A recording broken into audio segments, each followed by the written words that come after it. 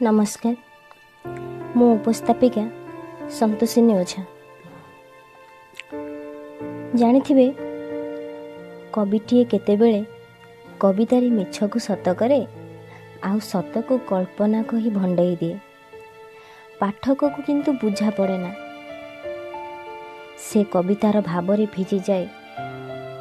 मंतव्यटीए देई कुहे बाह सुंदर कविताटीए, किंतु से बा गुड़ाक ना बेले बेले कटा घारे लुण छिटा भली कविटी को भारी व्यथित करते।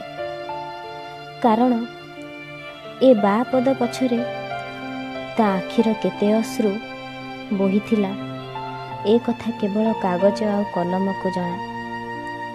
से भावे ए कागज आ कलम ता कलंक को आपणई ता उपरे आउ अभिमान करुनाहांती तो। एही भली एक भावना को जाबुड़ी धरी आजिर कविता लेखक नुह तुमे अपराधी। कवि सनातन नायक। मो कलम कहूची तुमे जहा देखुछ एई स्याही नुह, एई मो देहरु बहुथिबा कला रक्त। से रक्तरे तुमे तुम भावना को कर व्यक्त।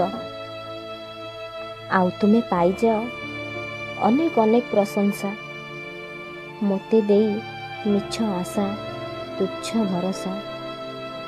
आउ मु कागज कहूची जहा तुमे पढ़ुछ से कविता नुह, मो देहे बोला जाइथिबा कलंकर छिटा।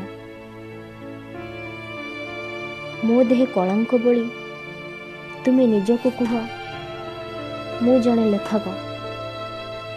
देई मते वृथा प्रतिश्रुति संपर्क को कर इति।